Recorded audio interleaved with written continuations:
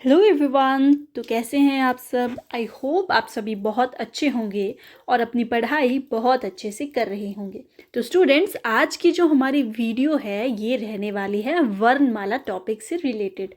देखिए स्टूडेंट्स, मैं जानती हूँ जब भी आप वर्णमाला टॉपिक को बुक से पढ़ते होंगे तो वो आपको बहुत ज़्यादा बोरिंग फील होती होगी, लेकिन देखिए आज हम इसे बहुत ही इंटरेस्टिंग वे में पढ़ेंगे, क्योंकि हम उन पॉइंट्स को यहाँ पे बिल्कुल इग्नोर करेंगे जो आपसे एग्जाम में पूछे ही नहीं जाते हैं। हमारा जो फोकस होगा वो मेनली उन्हीं पॉइंट्स पे होगा जो आपसे एग्जाम में पूछ लिए जाते हैं। तो हम ज़्यादा टाइम वेस्ट नहीं करेंगे और अपनी वीडियो को शुरू कर लेंगे। तो देखिए स्टूडेंट्स, जो वर्णमाला है अगर हम इसे देखें तो ये दो शब्दों से मिलकर बना है, वर्ण या फिर अक्षर। और माला जो है इसका अर्थ होता है क्रम या व्यवस्था। तो वर्णों के व्यवस्थित समूह को वर्णमाला कहा जाता है। तो देखिए ये जो डेफिनेशन है ये आपसे एग्जाम में बिल्कुल नहीं पूछी जाएगी, ये आप क्लास 6 से पढ़ रहे हो, ये हर एक बच्चा जानता है। तो देखिए अब आपसे क्वेश्चन कहाँ से पूछा जाता है वो मैं आपको बताती हूँ।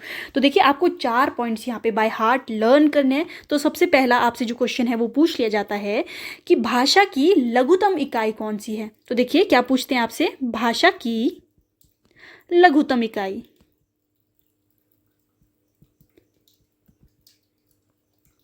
तो देखिए अगर आपसे पूछ लिया जाता है कि भाषा की लघुतम इकाई मौखिक रूप से कौन सी है।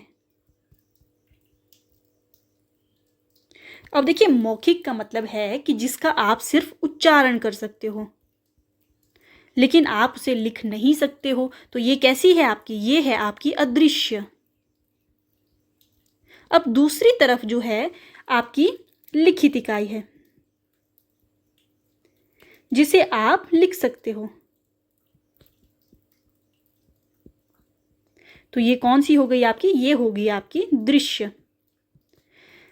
तो देखिए अगर आपसे पूछ लिया जाता है कि आपकी लघुतम इकाई जो है कौन सी है मौखिक रूप से जिसका आप उच्चारण कर सकते हो, तो ये है आपकी स्वन, स्वन या फिर ध्वनि।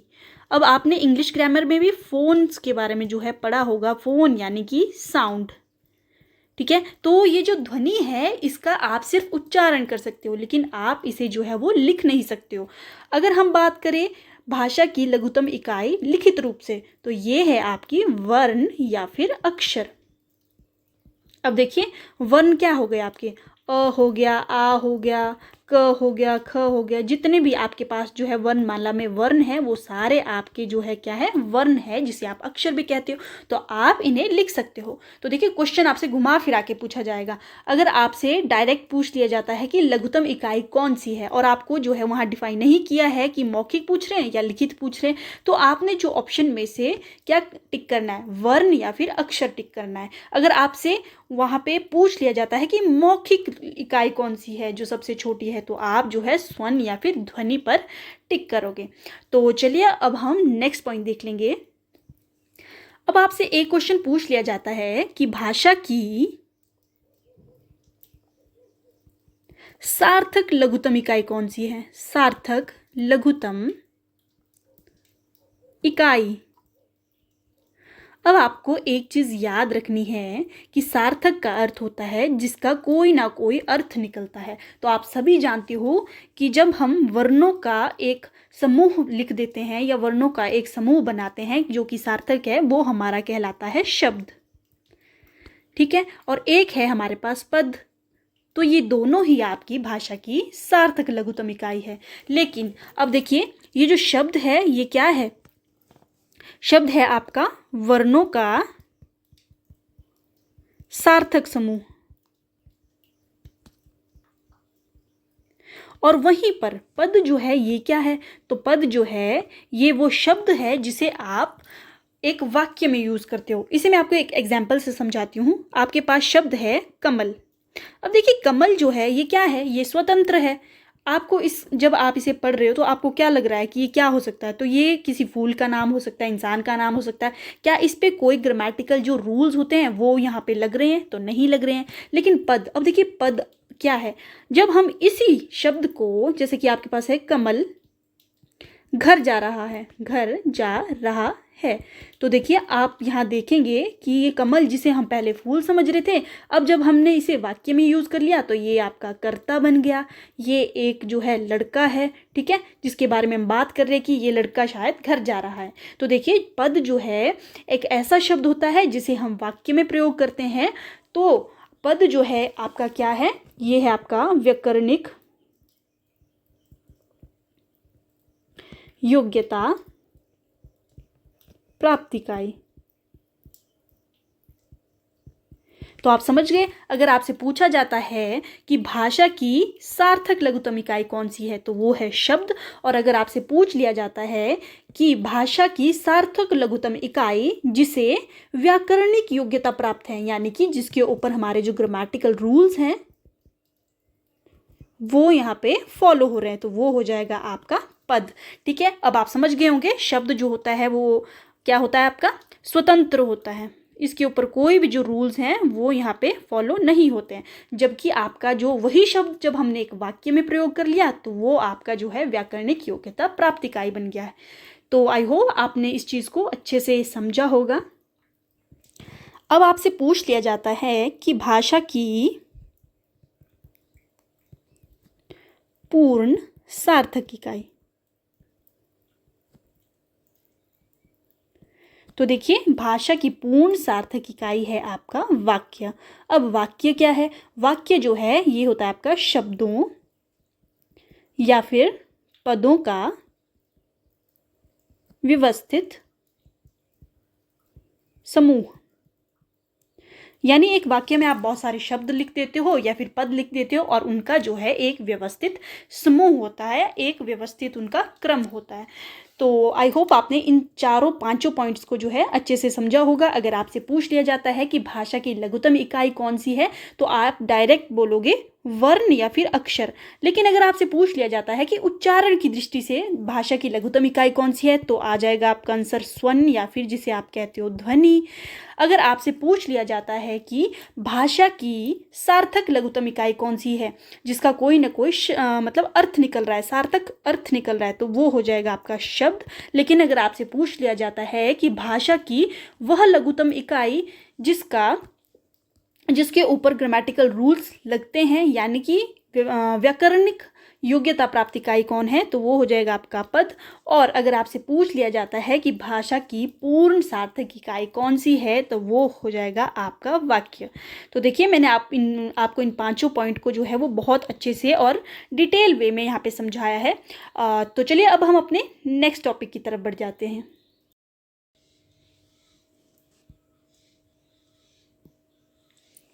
तो चलिए स्टूडेंट्स अब हम नेक्स्ट देखेंगे कि आपसे नेक्स्ट किस तरह का क्वेश्चन पूछ लिया जाता है। तो आपसे पूछते हैं कि जो आपकी हिंदी की वर्णमाला है उसमें आपके पास टोटल कितने वर्ण हैं। तो देखिए आपके पास टोटल जो वर्ण हैं, अगर हम बात करें कामता प्रसाद गुरु के अकॉर्डिंग, किसके अकॉर्डिंग हम बात कर रहे हैं? कामता प्रसाद गुरु। अब देखिए ये जो कामता प्रसाद गुरु है इन्होंने आपका जो हिंदी का व्याकरण ग्रंथ है उसे लिखा था। और कब लिखा था? 1929 में।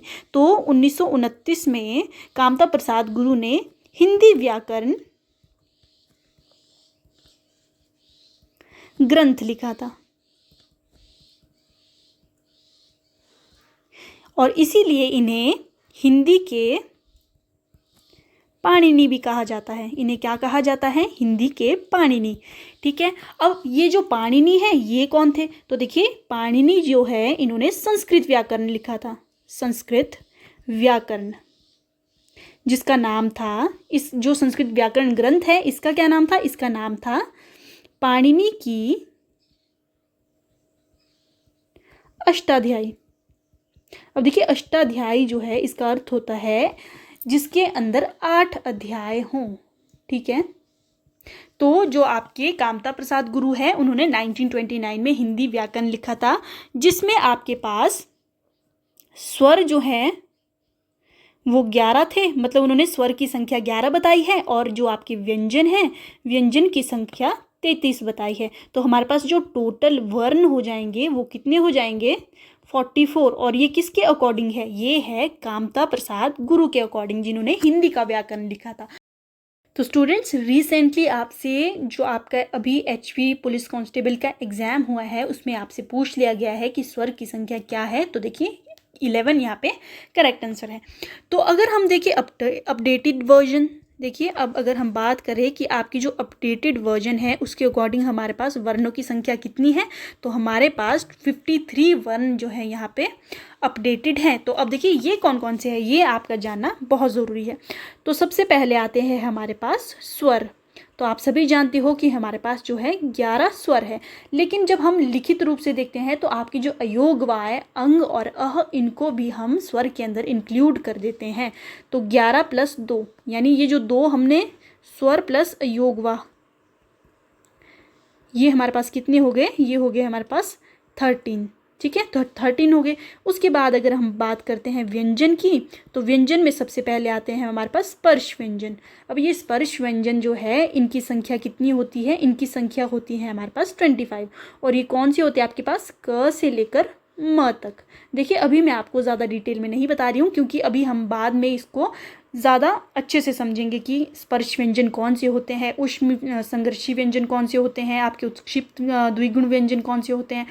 तो इसे हम बाद में डिस्कस करेंगे। अभी आप सिर्फ नंबर पे फोकस करो कि नंबर जो है ये कितने हैं। उसके बाद आते हैं हमारे पास अंतस्थ व्यंजन।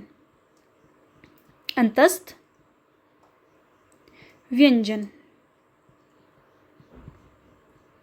तो ये है आपके पास 4। और ये कौन कौन से हैं? ये है य, र, ल, व। ये 4 आपको याद रखना है। उसके बाद आते हैं आपके पास ऊष्म, या फिर इन्हें आप कहते हो संघर्षी व्यंजन।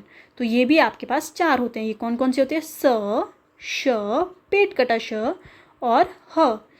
अब है आपके पास उत्क्षिप्त, जिसे आप द्विगुण भी कहते हो।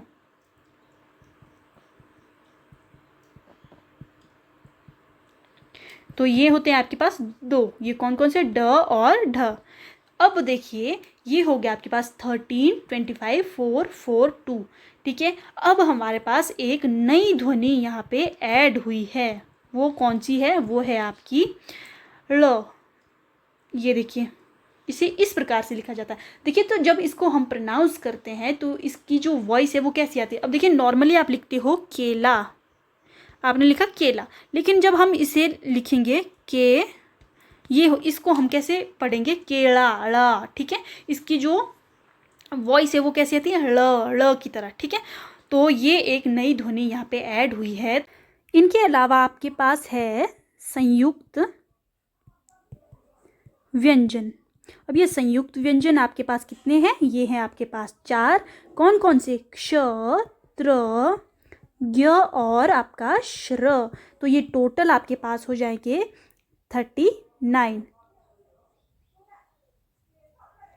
ठीक है, तो ये जो अगर नई ध्वनि इसे आप ऐड कर देंगे तो ये हो जाएंगे आपके पास 40। तो अगर इस नई ध्वनि को आप इसमें ऐड नहीं करें तो ये हो जाएंगे 39, और अगर इसे ऐड करेंगे तो ये हो जाएंगे 40। तो 40 प्लस आपके पास 11 जो है वो स्वर है, 2 अयोगवा है, तो 13, यानी कि आपके पास 53। ये आपके पास टोटल क्या हो गए? टोटल वर्ण। तो चलिए स्टूडेंट्स, अब हम समझ लेंगे कि आपके पास जो अयोगवा है उन्हें हम ना तो स्वर में रखते हैं और ना ही व्यंजन में रखते हैं। तो ऐसा क्यों है? तो इसे हम बहुत अच्छे से समझेंगे। तो स्टूडेंट्स, हमारे पास अयोगवाह जो हैं वो कितने होते हैं? 2 होते हैं। तो हम बात कर लेते हैं अयोगवाह की। अयोगवाह, अब देखिए ये अयोगवाह जो है इसका अर्थ होता है बिना योग के वहन। बिना योग के वहन। वहन का अर्थ होता है चलना। तो देखिए अगर हम ध्यान से देखें तो आपके पास ये अनुस्वार और ये है आपकी विसर्ग। तो इसे हम कैसे लिखते हैं? अंग, और ये हो गई आपकी आह। ये है आपका अनुस्वार, ये भी आपको पता होना चाहिए, और ये है विसर्ग। तो देखिए इनके जो कैरेक्टर्स हैं, इनके जो फीचर्स होते हैं, ठीक है, ना तो वो स्वर से मैच करते हैं और ना ही वो व्यंजन से मैच करते हैं। अब आइए देखते हैं कैसे। अब आपको पता है कि स्वर जो होते हैं वो क्या होते हैं, जिन्हें हम स्वतंत्र रूप से लिख सकते हैं, जिनका उच्चारण स्वतंत्र रूप से होता है, जैसे कि आपके पास अ है। अब अ जो है ये आपका स्वतंत्र रूप से आप बोल सकते हो, लिख सकते हो, लेकिन आपके पास जो अनुस्वार है, विसर्ग है, इन्हें आप स्वतंत्र रूप से नहीं लिख सकते। क्यों? क्योंकि देखिए ये जो आपके पास अनुस्वार है, इसका जब हम इसको लिख रहे हैं, जब हम इसका उच्चारण कर रहे हैं, तो हम किसका प्रयोग कर रहे हैं, हम यहाँ पे अ का प्रयोग कर रहे हैं। तो ये बन जाएगा हमारे पास अंग। तो यहाँ पे अ की आपको आवाज़ भी आ रही है, तो हमने यहाँ पे किसका यूज़ किया है, यहाँ पे हमने अ स्वर का प्रयोग किया है, यानी कि ये आपका स्वर नहीं हो सकता, क्योंकि स्वर तो आपके स्वतंत्र रूप से बोले जाते हैं। उसी तरह से आपका अह है, ठीक है, जिसे हम विसर्ग भी कहते हो, इसमें भी हमने क्या किया है, अ का प्रयोग किया है, ये बन गया आपके पास अह। तो ये स्वर नहीं है। अगर हम बात करें कि चलो ये स्वर नहीं है, तो हो सकता है ये व्यंजन है। अब ये व्यंजन भी नहीं है, ऐसा क्यों? क्योंकि आपको पता है कि जब हम व्यंजन लिखते हैं, देखिए आपके पास है क, तो आपको पता होगा कि पहले हम व्यंजन लिखते हैं, उसके बाद हम इसके अंदर स्वर को ऐड करते हैं। पहले हम व्यंजन लिखेंगे, उसके बाद हम स्वर लिखेंगे, तब हमारे पास बनता है क। लेकिन यहाँ पे देखिए आपका क्या हो रहा है, यहाँ पे पहले स्वर लिखा जा रहा है, स्वर का यूज़ हो रहा है, उसके बाद आपकी जो है यहाँ पे अयोग वाह लिखा जा रहा है, आपका अंग लिखा जा रहा है, तब जाके आपके पास अंग बन रहा है। तो यहाँ पे आपका क्या हो रहा है, स्वर जो है पहले ऐड हो रहा है, जबकि आपके व्यंजन में क्या होता है, पहले हम व्यंजन लिखते हैं, उसके बाद स्वर को ऐड करते हैं, लेकिन यहाँ पे आपका स्वर पहले ही ऐड हो जा रहा है। तो इसीलिए ये व्यंजन के फीचर से मैच नहीं होता, तो इसीलिए ये ना तो स्वर है और ना ही ये आपका व्यंजन है। तो आई होप आप इस चीज़ को अच्छे से समझे होंगे। तो चलिए स्टूडेंट, अब हम नेक्स्ट देखेंगे कि स्वर क्या होते हैं। तो स्वर क्या होते हैं, आप सभी जानते हो, 6th क्लास से आप पढ़ते आए हो कि सभी वर्ण वह वर्ण जो स्वतंत्र रूप से लिखे व बोले जाते हैं।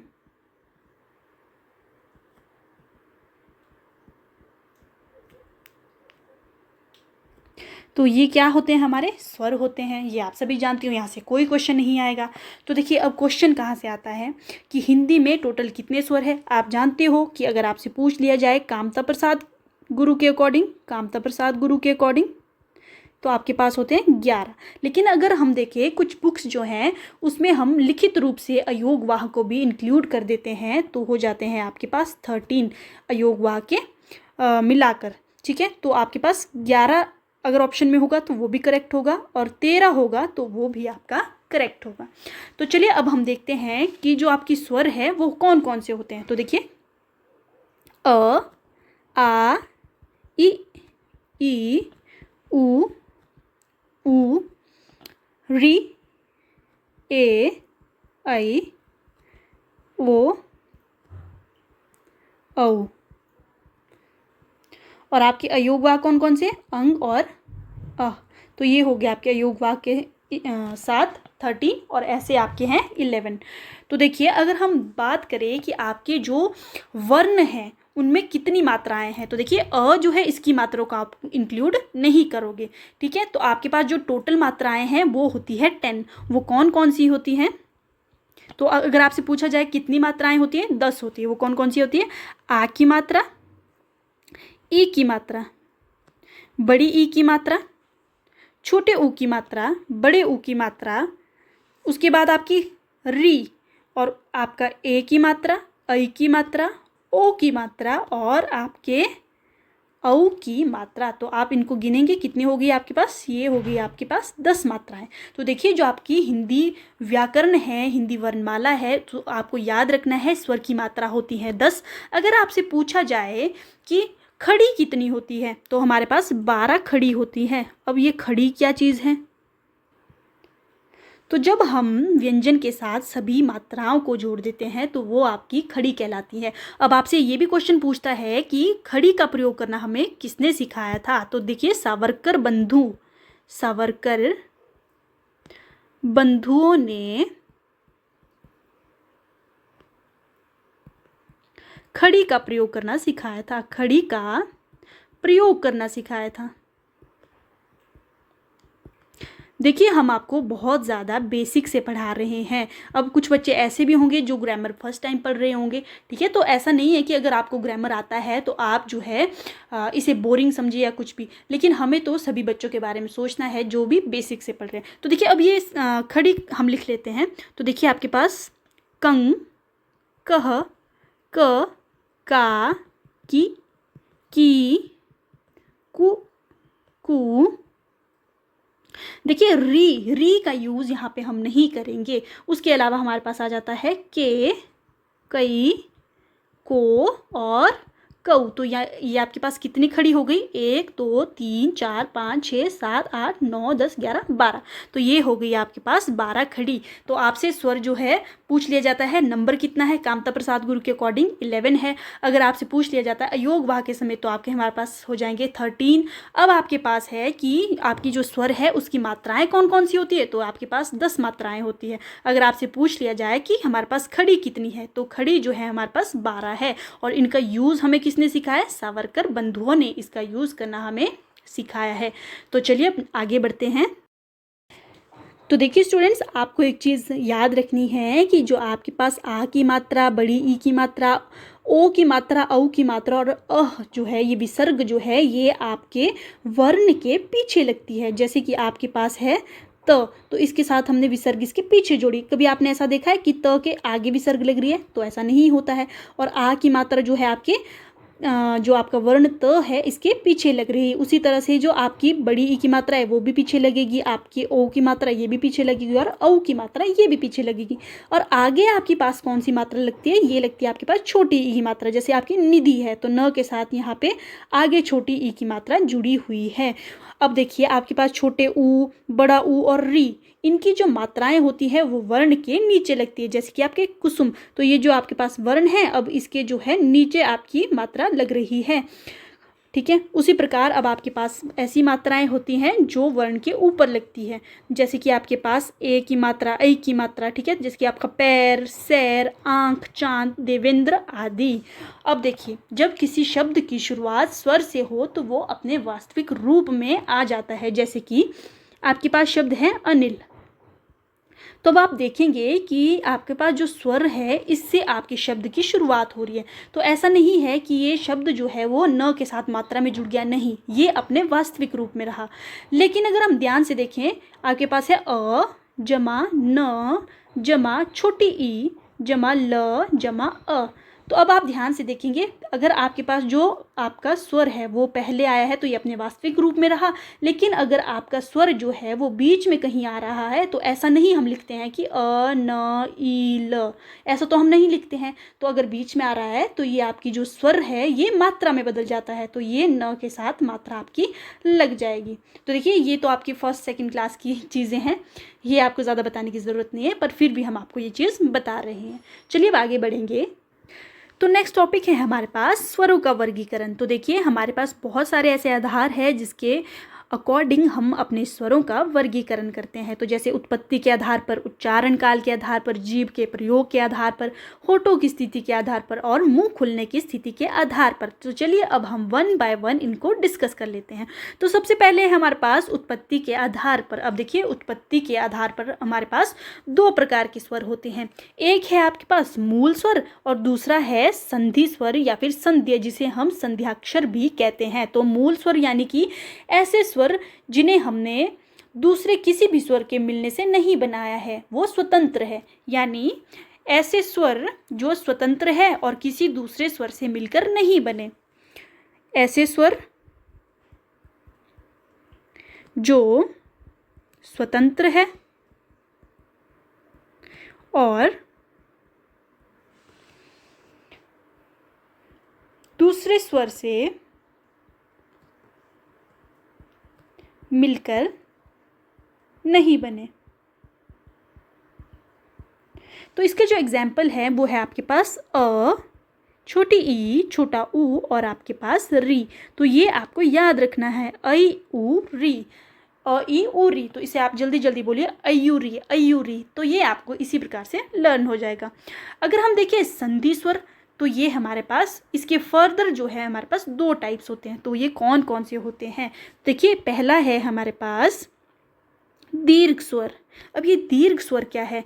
अब आप यहाँ देख रहे होंगे दीर्घ स्वर के आगे एक शब्द लिखा है मूल दीर्घ स्वर। तो आपको यहाँ से आइडिया लग रहा होगा कि आपके जो ये मूल स्वर हैं यानी अ, ई, उ, ये जो मूल स्वर है ये जब आपस में अपने ही स्वर के साथ, अपने ही तरह के स्वर के साथ मिले होंगे तो इन्होंने क्या कर दिया होगा? दीर्घ स्वर बना दिया होगा। जैसे कि आपके पास अ है, जब ये अ जो है अ से मिला होगा तो इसने जो है आ बना दिया होगा। तो ये क्या हो गया? जो आपके मूल स्वर थे वो आपस में मिले और उन्होंने दीर्घ स्वर यहाँ पे बना दिया। उसी प्रकार से आपकी ई है, जब आपकी ई मिली तो इन्होंने जो है बड़ी ई का निर्माण कर दिया। तो ये आपकी क्या बन गई? दीर्घ स्वर बन गया। उसी प्रकार से आपकी छोटा ऊ है, जब आपका छोटा ऊ और छोटा ऊ मिला तो इन्होंने जो है वो क्या बना दिया? आपका बड़ा ऊ बना दिया। तो आपके पास आ, बड़ी ई और ऊ, ये तीनों ही आपकी क्या है? ये मूल दीर्घ स्वर है, क्योंकि ये आपके मूल जो स्वर हैं उनके जुड़ने से बने हैं। और देखिए यहीं से आपकी कौन सी संधि निकल के आ रही है? आपने पढ़ा होगा दीर्घ स्वर संधि। दीर्घ स्वर संधि में आपने पढ़ा है कि जब हमारा अ या आ का मेल अ या आ से होता है तो यहाँ पे हमारा दीर्घ स्वर बन जाता है जो कि है आ। उसी प्रकार से ई भी बनता है, बड़ा ऊ भी आपका बन जाता है। तो आपको ये चीज़ भी क्लियर हो गई होगी। चलिए अब हम संयुक्त स्वर की बात करेंगे। अब देखिए ये संयुक्त स्वर जो है दीर्घ स्वर से किस तरह से अलग है। अब आपने देखा था कि जो आपके मूल दीर्घ स्वर थे उसमें सेम स्वर जो है आपस में मिल रहे थे और एक जो है वो दीर्घ स्वर बना रहे थे। लेकिन यहाँ पे क्या होता है कि आपके अलग अलग जो स्वर है वो मिल रहे हैं और एक नया स्वर जो है उसका निर्माण यहाँ पे हो रहा है। तो यहाँ पे क्या होता है? अलग अलग स्वर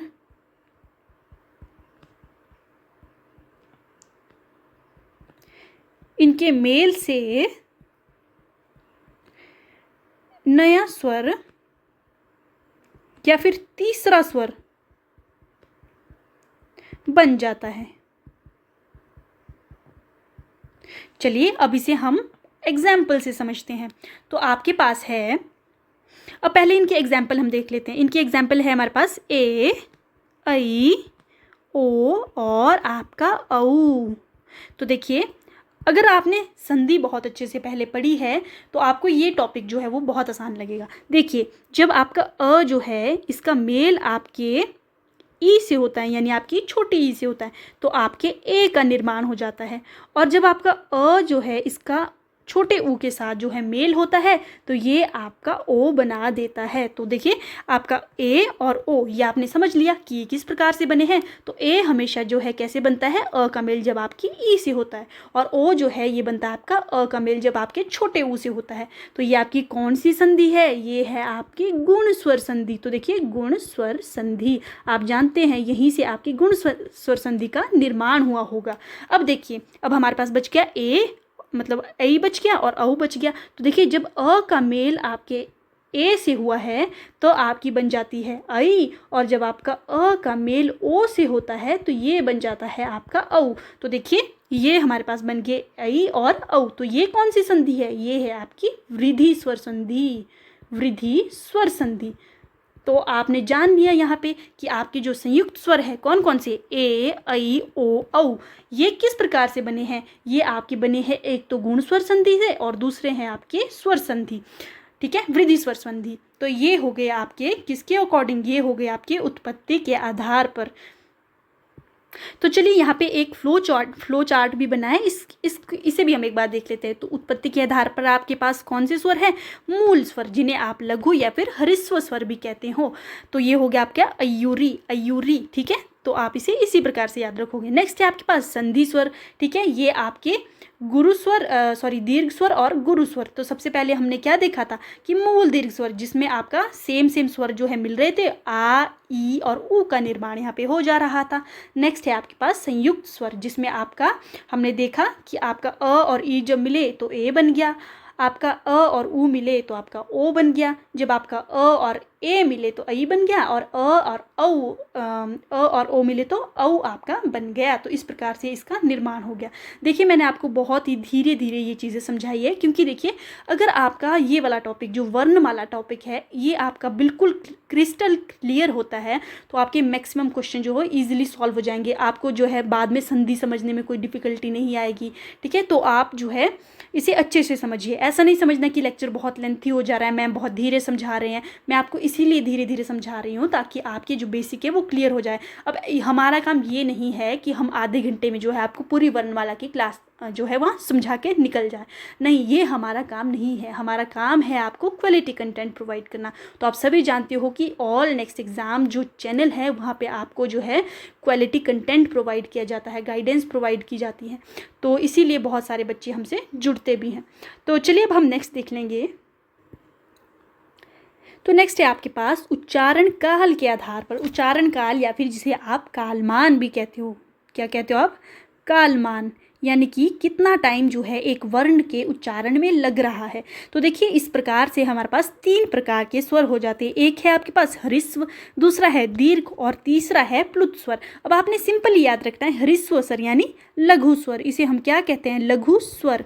अब जब हम इन लघु स्वर या हरिस्व स्वर का उच्चारण करते हैं तो हमें सिर्फ एक मात्रा का समय लगता है। कितना? एक मात्रा का समय लगता है। ठीक है, तो जब हमारे हृस्व स्वर है इनका हम उच्चारण करते हैं तो उच्चारण में हमें एक मात्रा का समय लगता है। अब इसका एग्जाम्पल क्या है? अभी हमने पढ़ा था आपके मूल स्वर। तो देखिए मूल स्वर जो है वो कौन से? अयूरी, अ, ई, उ और आपका री, ये 4 आपके क्या हैं? ये है आपके हृस्व स्वर। ये आपको लर्न हो गया। नेक्स्ट है हमारे पास दीर्घ स्वर। अब देखिए जिन स्वर के उच्चारण में 2 मात्रा का समय लगे, 2 मात्रा का समय लगे, तो ये कौन कौन से हो गए आपके पास? आ हो गया, बड़ी ई हो गई, उसके बाद आपके ए हो गया, आई हो गया, ओ हो गया, औ हो गया। तो कितने हो गए? 1 2 3 4 5 6, ऊ रह गया आपका बड़ा ऊ। ठीक है, तो ये हो गया आपके पास 7। तो ये कौन कौन से हो गए? बड़ा ऊ गया, आ, ई, ए हो गया, आई हो गया, ओ, औ। तो ये हो गया आपके ऐसे स्वर जिनको हम जब उच्चारण करते हैं तो 2 मात्रा का समय लगता है।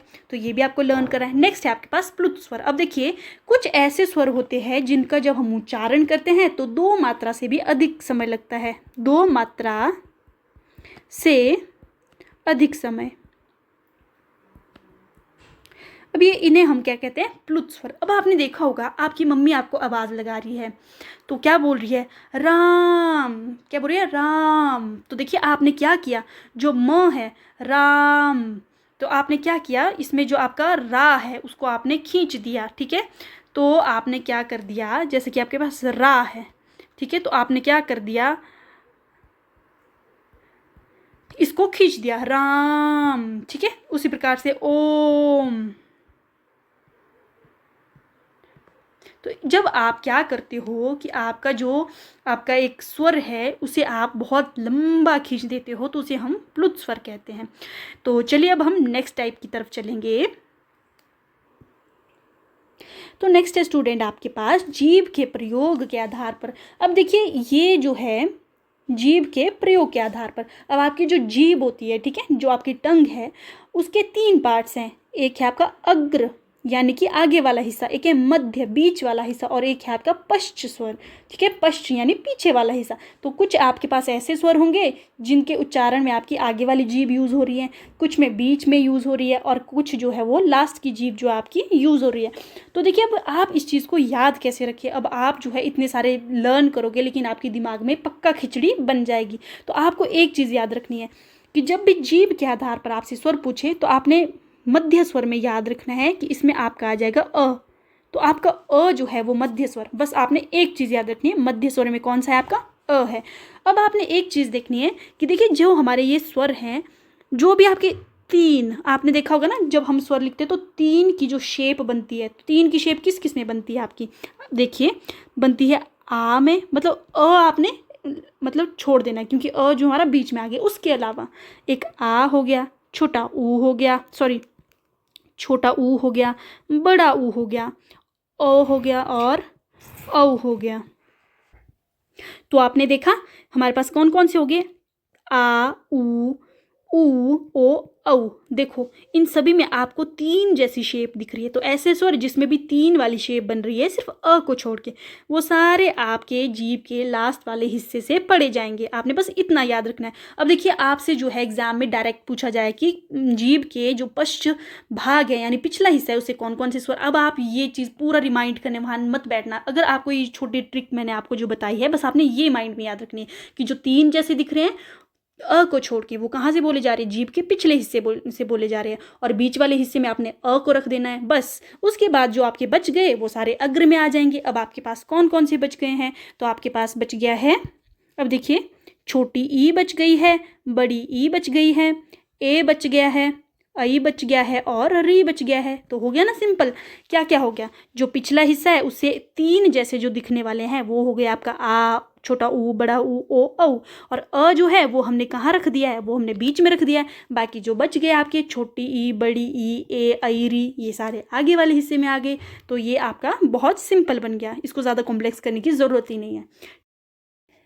तो नेक्स्ट है आपके पास होठों की स्थिति के आधार पर। देखिए कुछ स्वर ऐसे होते हैं जिनका जब आप उच्चारण करते हो तो आपके होठ जो है वो गोल हो जाते हैं, और कुछ ऐसे होते हैं जिसमें आपके होठ गोल नहीं होते हैं। तो वृत्तमुखी स्वर ऐसे होते हैं जिनके उच्चारण के समय आपके होठ जो है वो कैसे हो जाते हैं, गोल हो जाते हैं। तो आपके होठ जो हैं वो कैसे हो जाते हैं, गोल हो जाते हैं। और यहाँ पे आपके होठ जो है गोल नहीं होते। तो देखिए अब आपके पास एक और टाइप है जो है उदासीन। तो इसमें आ जाता है आपके पास अ। अब आपका जो अ है वो ना तो वृत्तमुखी है और ना ही वो अवृत्तमुखी है, तो इसे आप सेपरेट कर दीजिए। अब आपके पास है कि होठ गोल कब होते हैं। तो देखिए जब भी आप उ का उच्चारण करते हो, ऊ का उच्चारण करते हो, ओ और औ का उच्चारण करते हो, तो इस समय आपके होठ जो है वो गोल हो जाते हैं। तो चलिए आप मेरे साथ जो है उच्चारण करिए ऊ। तो देखिए आपने महसूस किया होगा कि आपके होठ जो है वो गोल हो गए हैं। कैसी शेप हो गई है, गोल हो गई है शेप।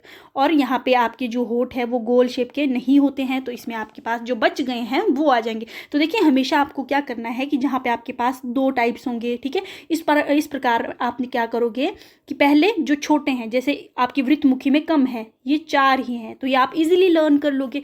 आपका छोटा ऊ, बड़ा ऊ, ओ औ। तो इसके अलावा जो भी आपके पास रह गए हैं वो सारे आ जाएंगे आपके आवृत्तमुखी में।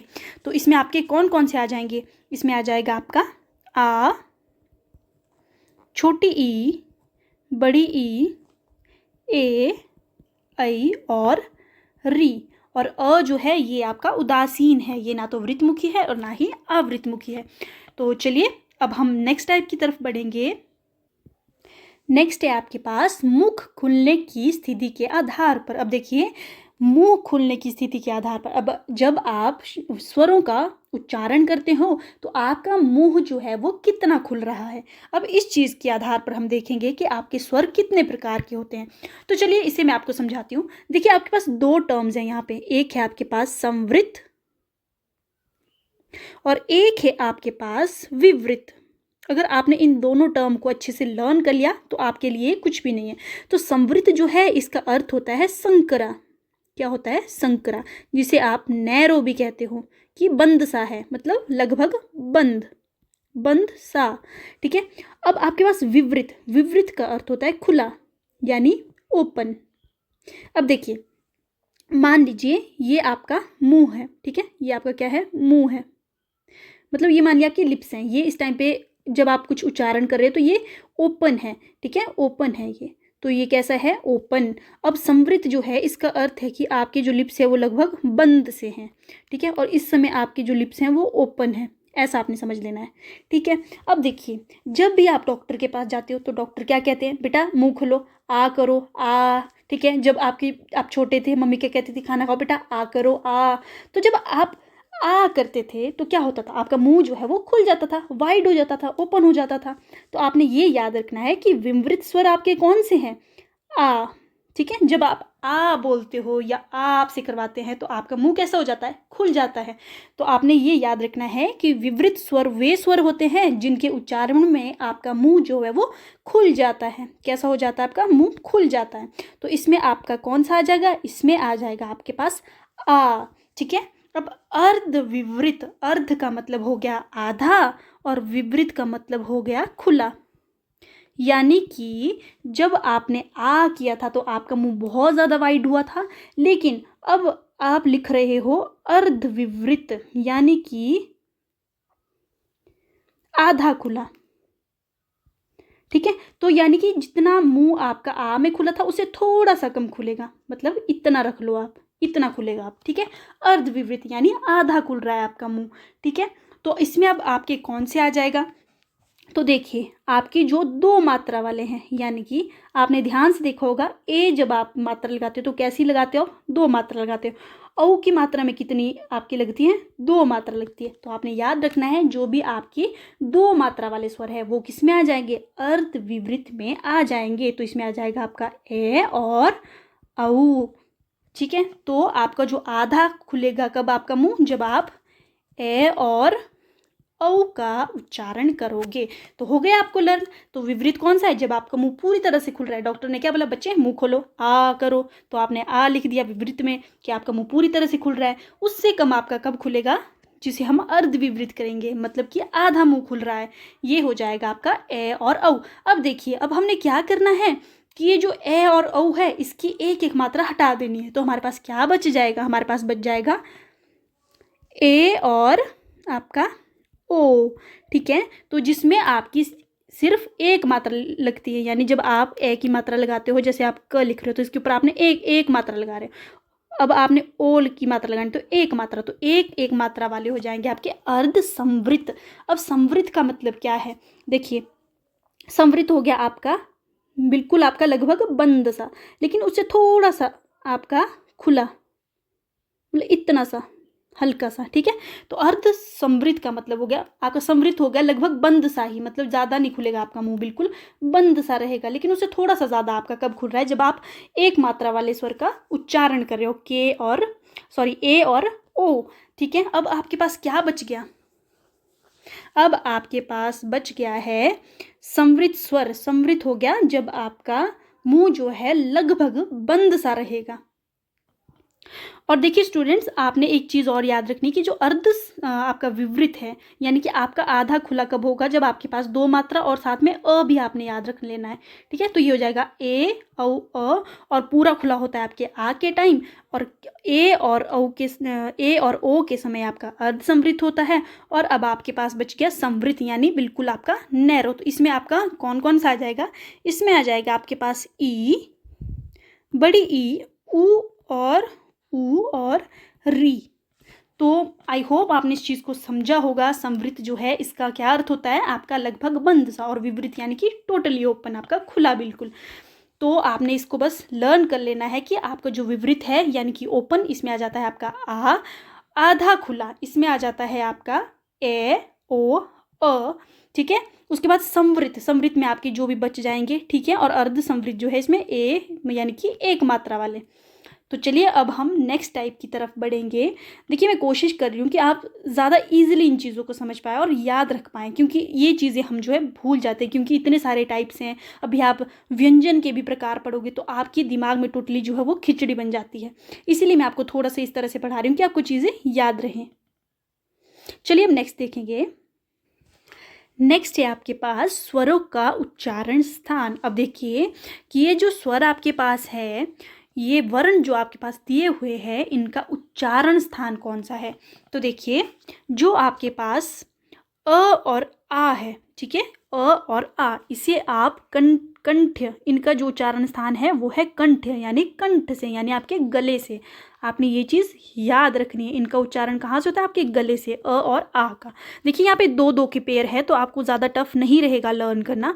और ई जो है दोनों, इनका होता है तालव्य से, यानी तालु से। आपका जो मुंह के अंदर वाला हिस्सा होता है ना, रूफ जो होता है आपके माउथ का, बक्कल कैविटी का जो पैलेट होता है वहाँ से, तो ये कहाँ से होता है? तालु से। अब ऊ और ऊ आपने देखा था कि ओठ जो है वो कैसे हो जा रहे थे इनके जब आप उच्चारण करते हैं गोल, तो आपने याद रखना है इनका कहाँ से होता है? ओष्ठ, यानी आपके होठों से, ऊ और ऊ का। अब री का होता है मूर्धन्य या मूर्धा से।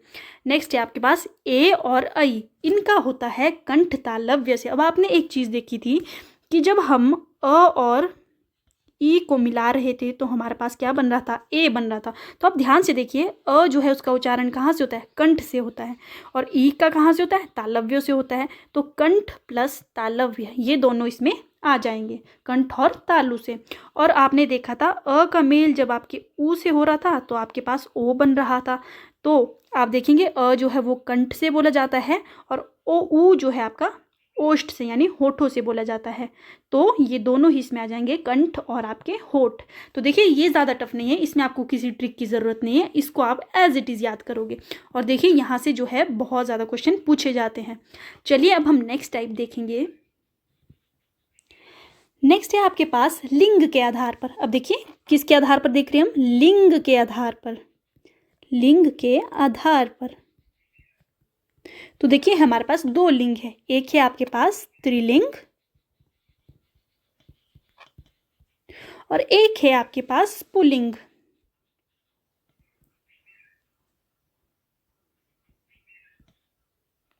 तो देखिए अब आपके पास सिर्फ 3 ऐसे स्वर है जो स्त्रीलिंग है। अब देखिए ई और आपकी री, ये जो है स्त्रीलिंग में आ जाते हैं और जो बच गए आपके वो सारे जो है वो पुल्लिंग में आ जाते हैं। जैसे कि आपके पास अ है, आ है, ऊ है, बड़ा ऊ है, उसके बाद ओ है, औ है।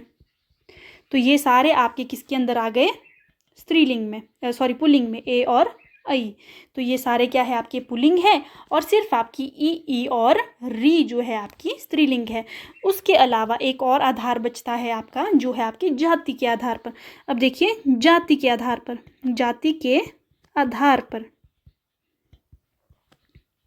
अब आप एक चीज़ बताइए मुझे, अभी हमने पढ़ा कि आपका जो अ और आ जब मिलता है तो आपका क्या बना देता है?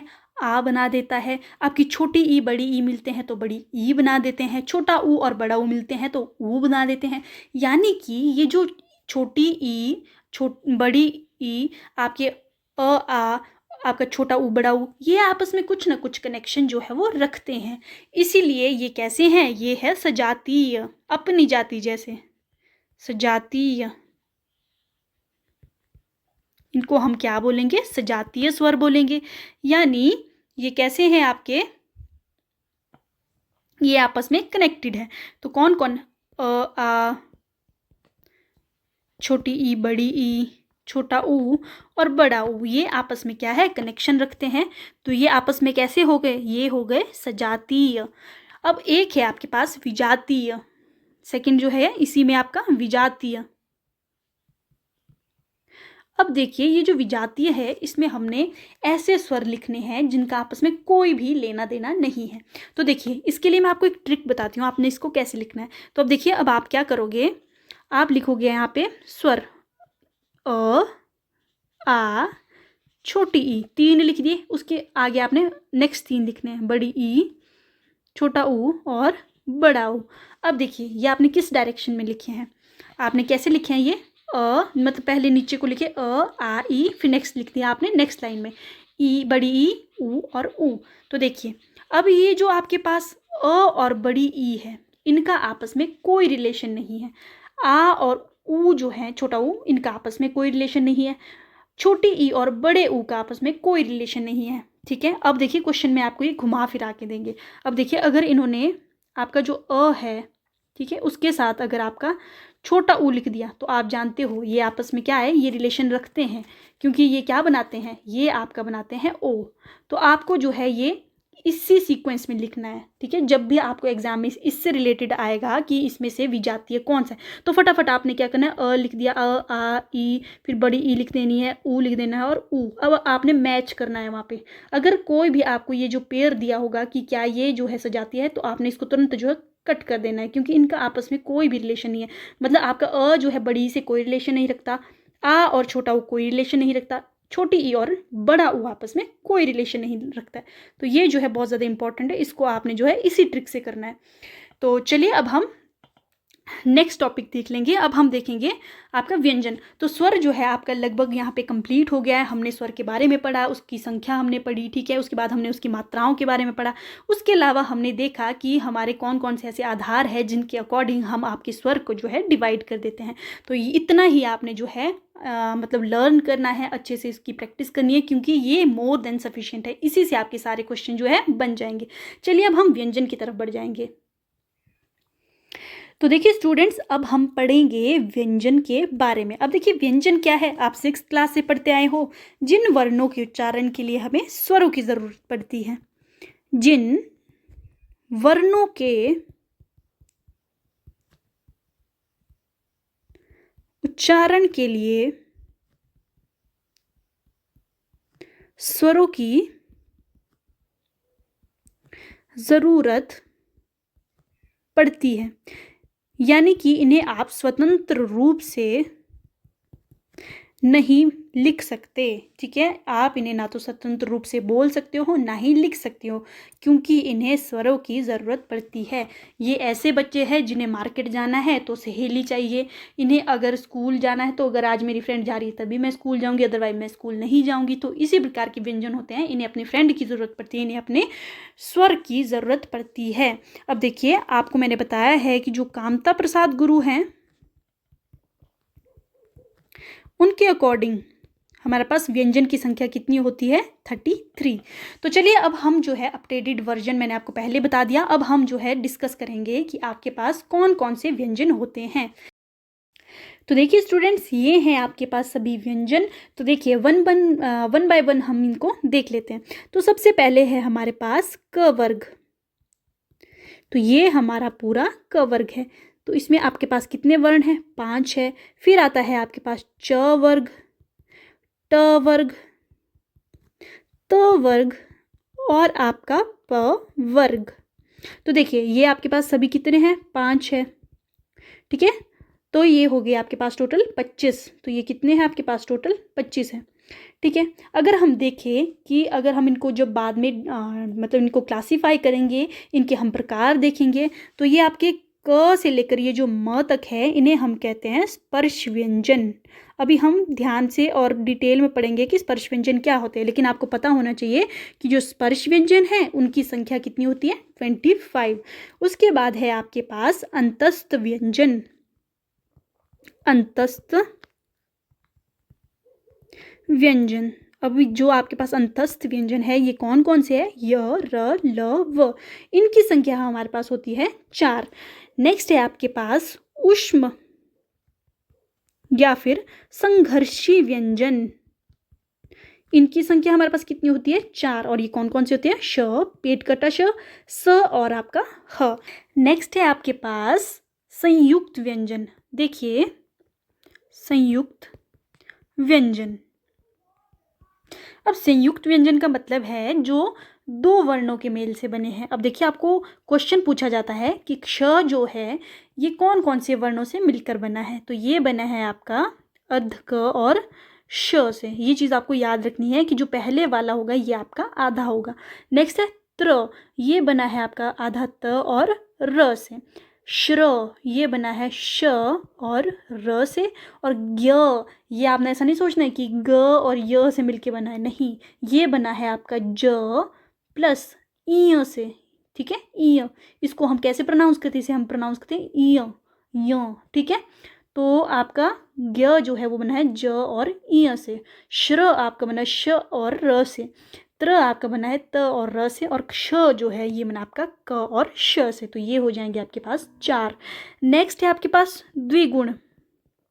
द्विगुण व्यंजन, ये आपके पास कितने होते हैं, 2, ड और ढ।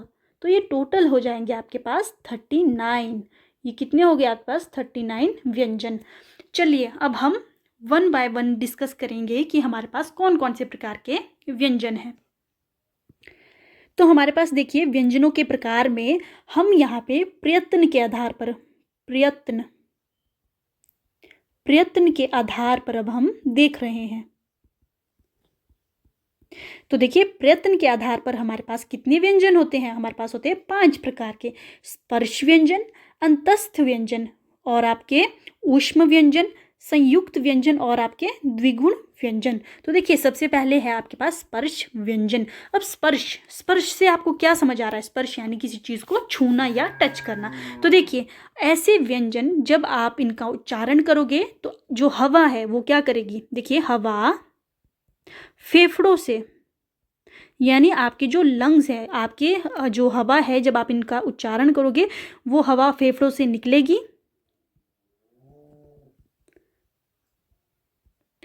आपके कंठ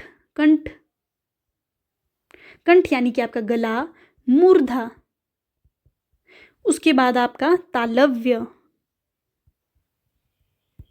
आपके दंत, आपके ओष्ठ, ठीक है, को स्पर्श करेगी। यानी जब आपने इन स्पर्श व्यंजन का उच्चारण किया तो हवा जो है आपके फेफड़ों से निकली और वो जो है आपके कंठ, मूर्धा, तालव्य, दंत, ओष्ठ से स्पर्श करके आपके मुंह से बाहर निकली। ठीक है, तो उन्हें हम कहते हैं स्पर्श व्यंजन। अब ये हैं आपके कौन कौन? ये है आपके क से लेकर आपके म तक। और ये कितने हैं? ये हैं आपके 25। ये अभी हमने डिस्कस कर लिया।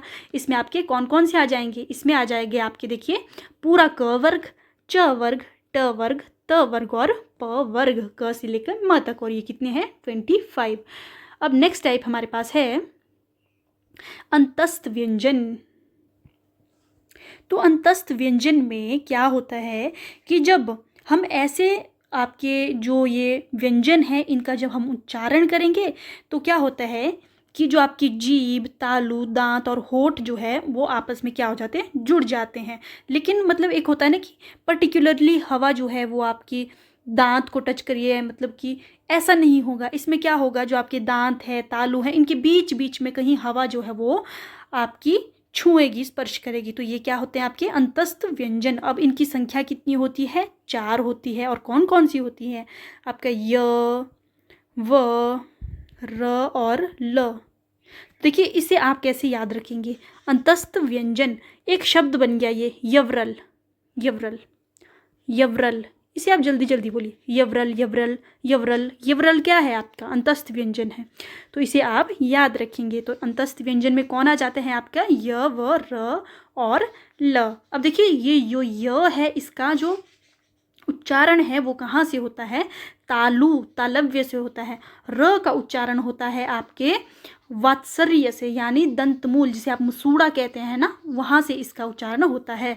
ल इसका होता है वत्सर्य यानी मसूड़ा, ठीक है। और व जो है इसका होता है दांत और ओष्ठ, यानी दंत और ओष्ठ से, ऊपर वाले दांत और निचले होठ से। तो ये चीज़ भी आपको याद रखनी है। चलिए अब नेक्स्ट टाइप देखेंगे। नेक्स्ट है आपके पास ऊष्म या फिर संघर्षी व्यंजन। अब देखिए ये ऊष्म और संघर्षी व्यंजन वो होते हैं जब हम इनका उच्चारण करते हैं तो क्या होता है? सबसे ज़्यादा संघर्ष जो है वो क्या होता है? बहुत ज़्यादा होता है। प्लस ऊष्मा जो है क्या होती है? उत्पन्न होती है। ऊष्मा क्या होती है? आपकी गर्मी या फिर हीट। जब हम इनका उच्चारण करेंगे तो संघर्ष लगेगा और आपका ऊष्मा भी उत्पन्न होती है। तो ये अब कौन कौन से होते हैं? ये होते हैं आपके पास 4। ये कौन कौन से हैं? आपका श, पेट कटा श, स और आपका ह। तो ये 4 आपके पास ऊष्म संघर्षी व्यंजन होते हैं। अब देखिए इनके अगर हम उच्चारण की बात करें तो श जो है इसका होता है तालु से, यानी तालव्य से। श पेट कटा श, ठीक है, इसका होता है आपका मूर्धा से। स इसका होता है आपका दंत मूल से। और ह जो है इसका होता है आपका स्वरयंत्र, ठीक है, यानी कि आपकी स्वर यंत्रियों से। चलिए अब हम नेक्स्ट टाइप देखेंगे। नेक्स्ट है आपके पास संयुक्त व्यंजन। तो देखिए संयुक्त व्यंजन ऐसे व्यंजन होते हैं जो 2 वर्णों के मेल से बनते हैं। 2 वर्णों के मेल से बनते हैं। अब देखिए आपको एग्जाम में क्या क्वेश्चन पूछेगा, श जो है वो किससे मिलके बना है, तो ये बना है आपके क और श से। य जो है ये बना है आपका ज और इ से। त्र आपका बना है त और र से। और श्र जो है ये बना आपका श और र से। तो देखिए आपने ये चीज़ भी याद रखनी कि दोनों ही इसमें आपके जो है वो अर्ध व्यंजन होते हैं। ठीक है, नेक्स्ट टाइप है हमारे पास उत्क्षिप्त व्यंजन। नेक्स्ट है आपके पास उत्क्षिप्त। अब देखिए जो उत्क्षिप्त है इसे आप द्विगुण भी कहते हो, इसे आप क्या कहते हो, द्विगुण।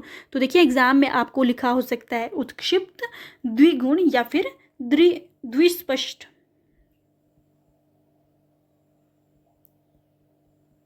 तो आपको द्विस्पृष्ट के नाम से आ सकता है, द्विगुण के नाम से आ सकता है या फिर उत्क्षिप्त के नाम से आ सकता है।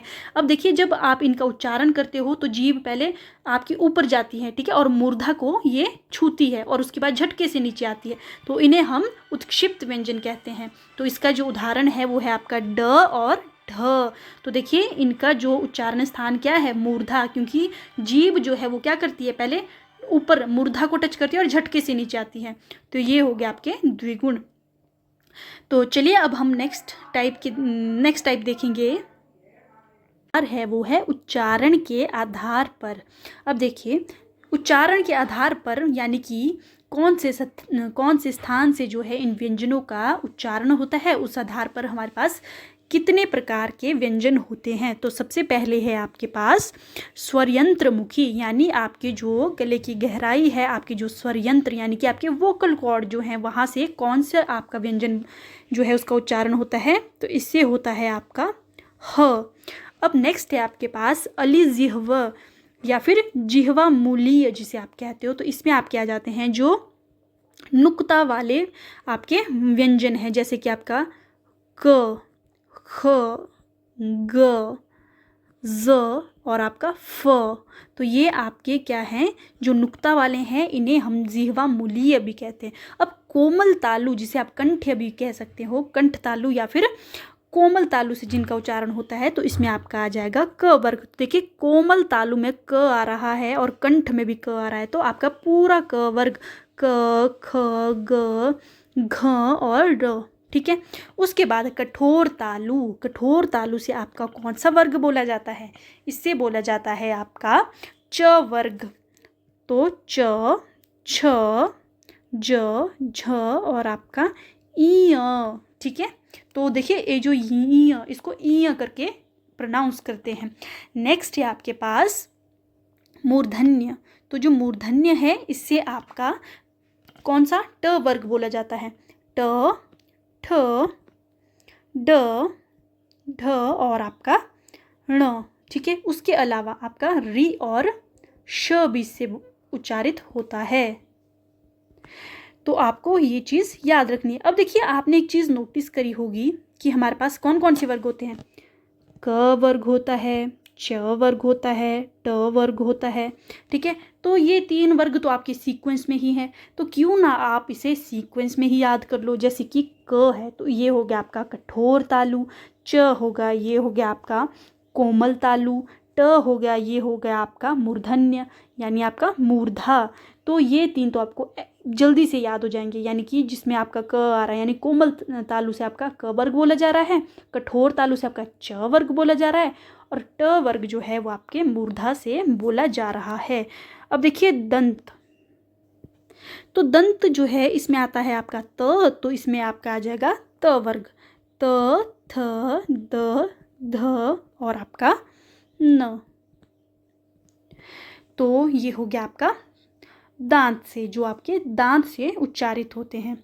अब नेक्स्ट हम देखेंगे वत्सर्य। अब वत्सर्य क्या होता है, यानी कि आपके मसूड़े। तो इसमें आपने एक शब्द याद रखना है, नल रस, नल रस, बस आपने ये याद रखना है। मसूड़े से आपका कौन सा उच्चारित होता है, मतलब मसूड़े जो है उसका उच्चारित स्थान कौन से वर्णों का है, तो आपका न, ल, र और स।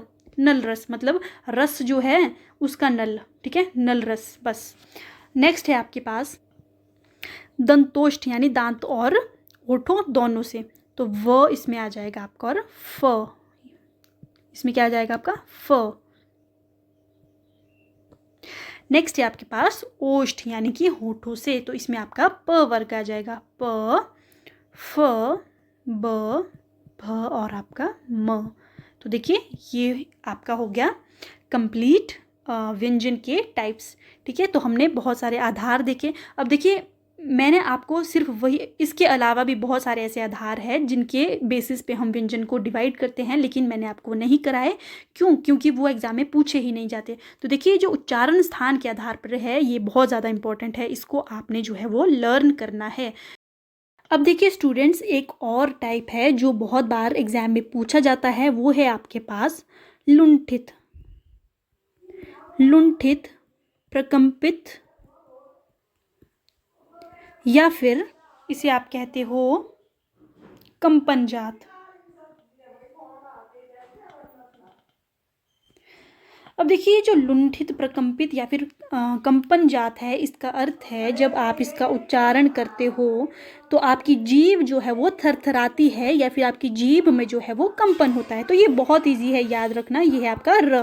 तो देखिए आप जब र बोलते हैं, र र र, तो आपकी जीभ में कंपन होती है या फिर आपकी जीभ जो है वो क्या होती है, थरथराती है। तो ये टाइप आपको याद रखना है। इसके अलावा एक और है जो है आपका संघर्षहीन।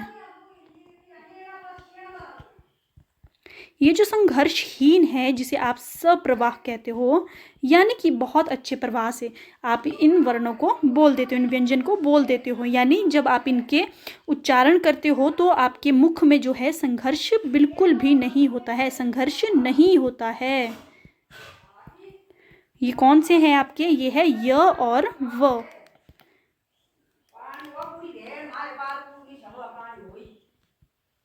ठीक है, तो इन्हें आप अर्ध स्वर भी कहते हो। अर्ध स्वर इनको इसलिए कहा जा रहा है क्योंकि आपके जो स्वर होते हैं जब आप उनका उच्चारण करते हो तब भी कोई आपकी संघर्ष नहीं होता है। उसी प्रकार ये जो य और व है, जब आप इन्हें उच्चारण करते हो, जब आप इन्हें बोलते हो, तब आपके मुंह में कोई भी संघर्ष नहीं होता है।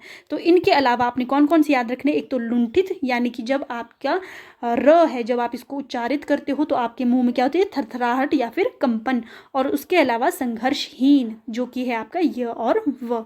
चलिए अब हम नेक्स्ट आधार देखेंगे कि किस आधार पर अब हम जो है व्यंजन को डिवाइड कर रहे हैं।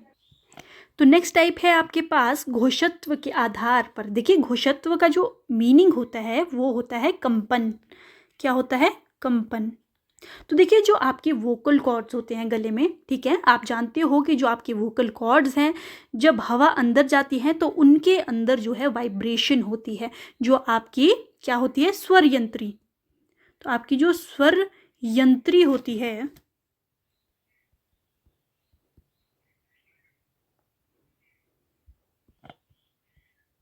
उनमें क्या होता है? कंपन। ठीक है, तो अगर आप कुछ व्यंजनों के उच्चारण में आपकी स्वर यंत्रियों में कंपन हो रही होती है तो वो कहलाते हैं आपके सघोष या फिर घोष व्यंजन। और अगर आपकी जो स्वर यंत्रियां हैं उनमें कंपन नहीं हो रही है, नहीं हो रही, तो वो हो जाएगी आपके अघोष व्यंजन। अब देखिए अघोष व्यंजन जो है वो कौन कौन से होते हैं? तो इसमें आपका आ जाएगा, अभी हमने देखा था आपके कितने वर्ग होते हैं? आपके होते हैं 5 वर्ग। ठीक है, तो कौन कौन से होते हैं? क वर्ग आपने देखा था, च वर्ग आपने देखा था, उसके बाद आपने ट वर्ग देखा था, आपका त वर्ग है और आपका प वर्ग है। तो ठीक है, तो उसमें जो ये आपके वर्ण हैं, ठीक है, ये है आपका प्रथम वर्ण। उसके बाद जो नेक्स्ट होगा, ठीक है, ये हो जाएगा आपका द्वितीय, तृतीय, चतुर्थ और ये हो जाएगा आपका पंचम। ठीक है, तो आप समझ गए होंगे। तो देखिए जो आपके अघोष व्यंजन है इसके अंदर आ जाते हैं आपके प्रथम वर्ण और द्वितीय वर्ण। कौन कौन से आ जाते हैं? प्रथम और आपके द्वितीय वर्ण इसके अंदर आ जाते हैं। तो इसमें कौन कौन आ जाएंगे? आपके क ख आ जाएगा, च छ आ जाएगा, ट ठ आएगा, त और आपका थ आ जाएगा और प फ। तो ये आपके आ गए आपके प्रथम और द्वितीय वर्ण, और ये किसके हैं? व्यंजन के। और इसके साथ साथ इसमें आ जाएंगे आपके श, पेट कटा श और आपका स। तो ये जो है आपके पास ये हो गया आपके पास 10 ये प्लस 3, ये हो गया आपके पास अघोष व्यंजन, क्योंकि इनके उच्चारण में आपके जो स्वर यंत्री आपके वोकल कॉर्ड्स है उसमें बिल्कुल भी कंपन नहीं होती है। अब नेक्स्ट है आपके पास सघोष या फिर घोष व्यंजन, जिनके उच्चारण में आपकी स्वर यंत्रियों में कंपन होती है। तो इसमें आप क्या आ जाएगा, देखिए अब प्रथम और द्वितीय वर्ण तो इसमें आ गया, तो आपके पास कौन कौन सा बचा, आपके पास तीसरा वर्ण बचा, चौथा और पांचवा वर्ण बचा। तो यानी कि आपके पास बच गया ग, घ, ड़, ज, झ, य, ड, ढ, ण, द, ध, न, ब, भ और आपका म। तो ये आपके पास कितने हो गए, ये आपके पास 15 हो गए, प्लस आपके पास यवरल य, व, र, ल, ये कौन है आपके, मैंने आपको अभी बताया है, ये हैं आपके, इन्हें आप कहते हो अंतस्थ व्यंजन। तो सबसे पहले आपका तीसरा, चौथा, पांचवा, इसके सभी वर्ण आ जाएंगे और आपका य, व, र, ल आ जाएगा इसमें। और जो द्विगुण है, आप जानते हो द्विगुण कौन से हैं, द्विगुण ड और आपका ढ, तो ये आ गया आपके अंतस्थ व्यंजन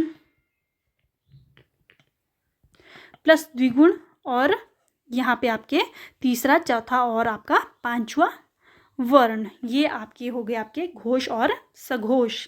चलिए अब हम नेक्स्ट टाइप देखेंगे। तो नेक्स्ट टाइप है हमारे पास प्राणत्व के आधार पर। अब देखिए प्राणत्व का अर्थ होता है कि जब आप वर्णों का उच्चारण कर रहे हैं तो आपके मुंह से जो है वो कम हवा निकल रही है या फिर ज़्यादा हवा निकल रही है। तो देखिए अल्प प्राण, यानी कि आपके मुंह से जो है वो कम हवा यहाँ पे निकल रही है। तो जिन ध्वनियों के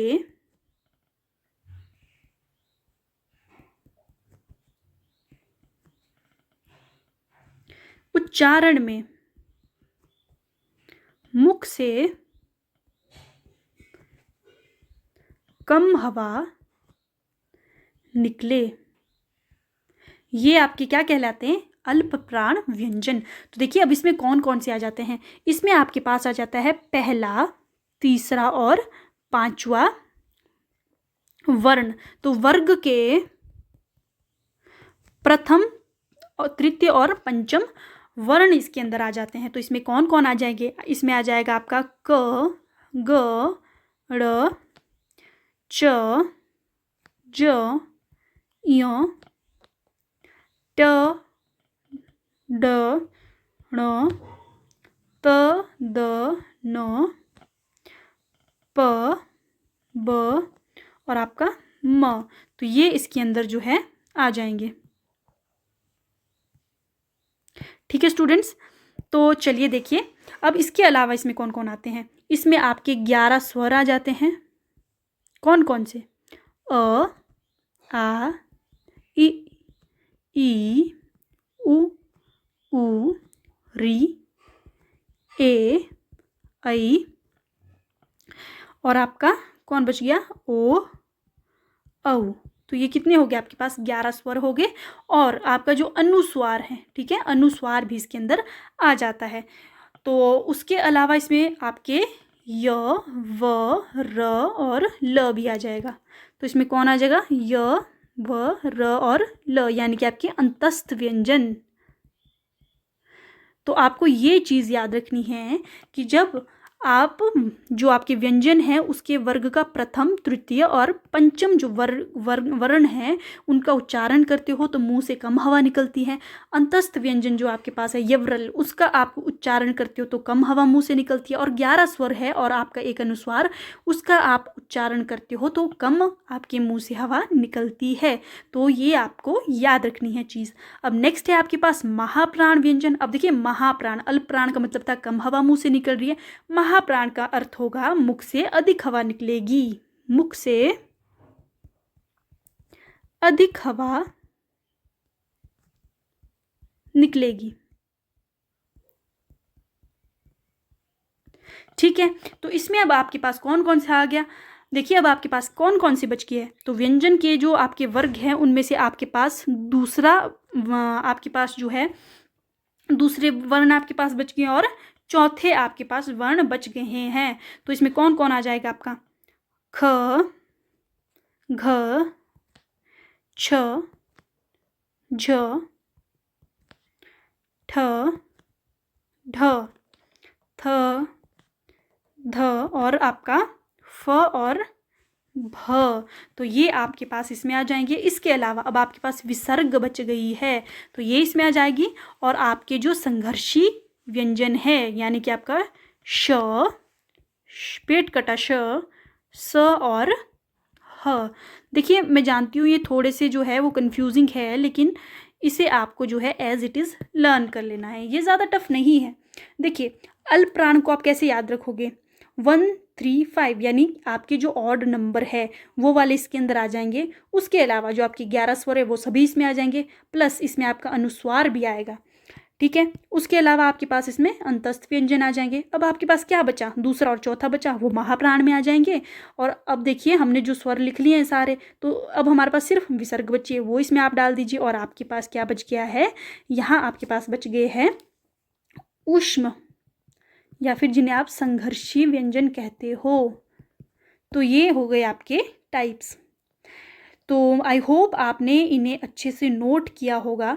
अब देखिए आप कंफ्यूज मत होइएगा। देखिए यहाँ पे क्या है? घोषत्व के आधार पर, कंपन के आधार पर। तो इसमें क्या है? जो अघोष यानी कि जहाँ पे वाइब्रेशन नहीं हो रही है, इसमें आपका फर्स्ट और सेकंड है कंपन वाले में। और जो घोष है जिसमें आपकी कंपन हो रही है, उसमें आपका 3, 4, 5 है। तो इसको आपको लर्न करना है। ठीक है, और जो आपका महाप्राण और अल्प प्राण है, इसमें क्या है? इसमें आपका 1, 3, 5 और 2, 4 जो है यहाँ पे आएगा। अब नेक्स्ट है हमारे पास नवनिर्मित ध्वनियाँ, विदेश से आगत ध्वनियाँ या फिर गृहित ध्वनियाँ। तो देखिए सबसे पहले आपके पास अरबी फारसी ध्वनियाँ हैं जिन्हें हम आगत व्यंजन भी कहते हैं। अब देखिए कई बार क्या होता है कि जब आपने देखा होगा, आप कभी देखते हो टीवी शोज़ भी आप देखते होंगे कोई, ठीक है, तो उसमें भी कुछ कुछ शब्द जो है ऐसे होते हैं जिसमें आप क, ख इस तरह से जो है बोलते हो। तो होता क्या है कि जो आपके नॉर्मल आपके पास जो व्यंजन है उसके नीचे हम एक तल बिंदु लगा देते हैं जिसे हम नुक्ता भी कहते हैं, ताकि जो आपकी ये आपकी फ़ारसी जो भाषा है या अरबी भाषा है उसका हम एग्जैक्ट जो है एक उच्चारण कर सकें, उसे अच्छे से हम प्रोनाउंस कर सकें। तो इस तरह से जो है हम कहते हैं, जैसे आप बोलते हो ना खत, तो आप जो है खत नहीं कहते हो, आप कहते हो ख ख ख फ्रॉम एपिग्लॉटिस, खत। ठीक है, इस तरह से। और उसी तरह से हमारे पास अंग्रेजी ध्वनि है। जैसे आप लिखते हो ऑफिस, तो अब आपने ऑफिस लिखना है तो आप क्या लिखते हो? ऑफिस, ओ। ठीक है, ये जो है इसे ओ कहते हैं। तो अंग्रेजी भाषा के कुछ शब्दों का जब आप सही उच्चारण करना चाह रहे हो तो आप देवनागरी के जो आपके पास वर्ण है उसके ऊपर आप क्या लगा देते हो? ये अर्ध चांद जैसा एक जो है ये साइन लगा देते, तो ताकि हम जो है वो अच्छे से प्रोनाउंस कर सके इंग्लिश की कुछ ध्वनियों को। तो नेक्स्ट है हमारे पास, तो स्टूडेंट मुझे आपको एक और चीज़ बतानी है। तो देखिए हमारे पास एक खड़ी पाई होती है, खड़ी पाई। अब ये खड़ी पाई है क्या? मैंने आपको पहले भी बताया कि खड़ी पाई क्या है। ये एक सीधी रेखा है। ठीक है, जब आपके जो वर्ण है उसके साथ हम क्या करते हैं? सीधी रेखा लगाते हैं। जैसे आपने लिखा क, ये आपका है, ठीक है, इसमें हमने एक सीधी रेखा लगाई है, तो यही आपकी खड़ी पाई है। जैसे आपके पास ख है तो इसमें एक खड़ी पाई मतलब सीधी रेखा है, तो ये हो गया आपका ख, तो इसे हम खड़ी पाई कहते हैं। अब देखिए होता क्या है, जब मान लीजिए आपने जो है कोई शब्द लिखना है, जैसे आप अभी बता रहे हो कि ये क जो है, चलिए ख जो है ये अभी पूरा है। आप जानते हो किससे मिलके बना है? आपका आधा ख और अ से। लेकिन अब आपने कोई शब्द लिखना है, उसमें आपने ख जो है वो आधा दिखाना है, तो आप क्या करोगे? ये जो आपकी खड़ी पाई है इसे हटा दोगे, तो ये क्या बन जाएगा? ये बन जाएगा आपका ख। उसी तरह से जैसे आपके पास प है तो इसमें ये खड़ी पाई है, इसे आप हटा के इस तरह से लिख दोगे, ये बन जाएगा आपका आधा प। उसी तरह से जैसे कि आपके पास न है तो ये न हो गया आपके पास पूरा। अगर आपने इसे आपने किसी शब्द में लिखना है तो आप क्या कर दोगे? इस खड़ी पाई को हटा दोगे और ये हो जाएगा आपके पास अर्ध न। तो अब देखिए अब कई बार आपके पास क्या होता है कि कुछ ऐसे भी वर्ण हैं जिसमें खड़ी पाई तो होती ही नहीं है, जैसे कि आपके पास छ है, इसमें आपको खड़ी पाई दिख रही है? नहीं दिख रही है। तो अब आप इसको शब्द में, अगर आपने शब्द में लिखना है इसे आधा, तो आप कैसे दिखाओगे? खड़ी पाई वाले में तो हमने क्या किया था कि खड़ी पाई हटा दी थी, तो वो हमें दिख रहा था कि ये अर्ध है, तो इसके नीचे हम हलंत लगा देंगे, तो ये हमारा क्या बन जाएगा? अर्ध छ। उसी तरह से जैसे आपके पास ट है, ये आपके पास पूरा है, अगर आपको इसको शब्द में अर्ध दिखाना है तो आप इसके नीचे हलंत लगा दोगे। ठ है, इसे आपको अर्ध दिखाना है तो हलंत लगा दोगे। या फिर आपके पास द है, र है, इसे आपको अर्ध दिखाना है तो इनके नीचे आप हलंत लगा दोगे। अब स्टूडेंट्स, मैं आपको एक और चीज़ बताऊंगी। देखिए, अब आपसे क्वेश्चन में पूछ लिया जाता है कि 4 ऑप्शन दे देंगे आपको, और वहाँ पे मतलब शब्द लिखे होंगे, जैसे कि आपके पास लिखा है मुस्कान, अर्चना,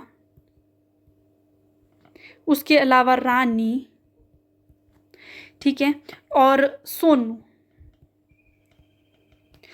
तो आपसे पूछ लिया जाएगा कि इन शब्दों में से कौन सा अकारांत है। क्या पूछा जाएगा? कि इन शब्दों में से कौन सा अकारांत है? अ, ठीक है।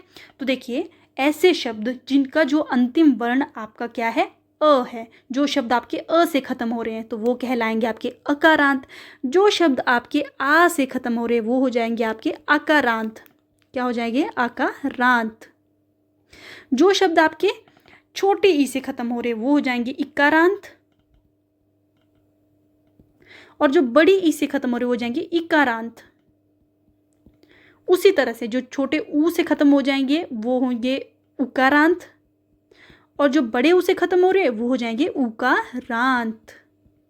तो इस प्रकार के आपसे क्वेश्चन जो है वो एग्जाम में पूछे जाते हैं। अब देखिए, अगर हम इस शब्द को देखें, मुस्कान जो है, अगर इसे हम खुल के लिखें, मतलब इनको हम खोल के लिखते हैं, तो इसमें आपके पास म मतलब आधा म जमा छोटा ऊ जमा आधा स जमा क जमा आ जमा न जमा अ है। तो आप ध्यान से देखिए, इसका जो अंत हो रहा है, देखिए जब आप इसको इस तरह से देख रहे हैं मुस्कान, तो आपको लगे न से ख़त्म हो रहा है। नहीं, आपको पता है कि हर एक व्यंजन जो है वो स्वर की सहायता से लिखे जाते हैं, तो इसका अंत जो है वो किससे हो रहा है? अ से हो रहा है। तो ये आपका कौन सा शब्द है? ये है आपका अकारांत शब्द। अब नेक्स्ट है आपके पास अर्चना, ठीक है। तो आप देखिए लास्ट में क्या है? ना। तो ये जो ना है ये न जमा आ से बना है, तो ये किससे, ये कौन सा शब्द है? ये है आपका आकारांत। अब नेक्स्ट है रानी, तो न जमा बड़ी ई, तो ये कौन सा है? ईकारांत, मतलब कि बड़ी ई। और आपके पास सोनू, तो न जमा बड़ा ऊ, तो ये कौन सा है? ये है आपका उकारांत। तो ये चीज़ आपको याद रखनी है। ये बहुत ही छोटा सा टॉपिक था, तो मैंने आपको वर्णमाला में ही ये पढ़ा दिया। तो चलिए, अब मैं आपको एक और चीज़ समझाऊंगी। तो स्टूडेंट, एक और छोटा सा टॉपिक है जिसे हम कहते हैं वर्ण विच्छेद। तो देखिए, अब आपको एग्जाम में एक टफ सा शब्द दिया होगा और उसके नीचे 4 ऑप्शंस दिए होंगे, और आपसे कहा होगा कि इस शब्द का सही वर्ण विच्छेद कौन सा है। तो आपको हर एक शब्द को जो है वो खोल कर लिखना आना चाहिए। तो चलिए, मैं इसे आपको एग्जाम्पल से समझाती हूँ। तो एक वर्ड ले लेते हैं हम, वात्स्यानन। हमने क्या लिया? वात्स्यानन। अब चलिए इसे हम खोल कर लिखेंगे। तो देखिए, सबसे पहले हमारे पास क्या है? व जमा आ। आप जानते हो हर एक व्यंजन जो है वो स्वर की सहायता से लिखे जाते हैं, तो व के साथ आ की मात्रा है। नेक्स्ट है आपके पास अर्ध त, नेक्स्ट है अर्ध स, नेक्स्ट है य, फिर आ, न, अ प्लस न और अ। तो देखिए, ये हो गया आपका वा, ये हो गया आपका आधा त, और देखिए हमने खड़ी हटा दी तो ये हो गया आपका आधा त स, इसमें हमने खड़ी हटा दी, ये हो गया आधा स, फिर य और आ, या, ये न और न, तो ये हो गया आपका वात्स्यानन। अब देखिए एक थोड़ा सा टफ मैं आपको देती हूँ, टफ भी नहीं, मतलब है तो सभी इजी, लेकिन आपको ये पता होना चाहिए कि अनुस्वार का प्रयोग हम कहाँ पे करते हैं। तो आपके पास है सच्चिदानंद।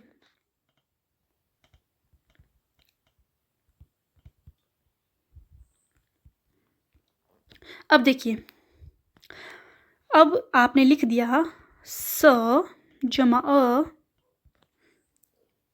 जमा च।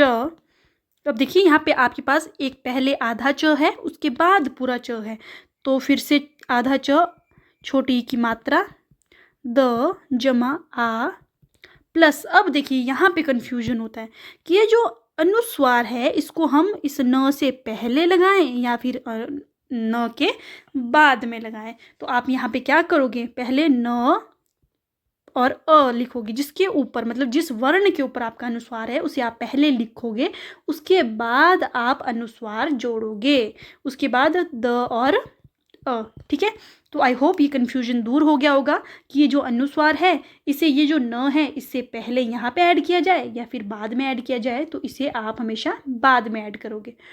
तो इस तरह से आप जो है सच्चिदानंद का वर्ण विच्छेद करोगे। तो चलिए एक और वर्ड हम लेंगे, नरसिम्हा। नर सिम्हा।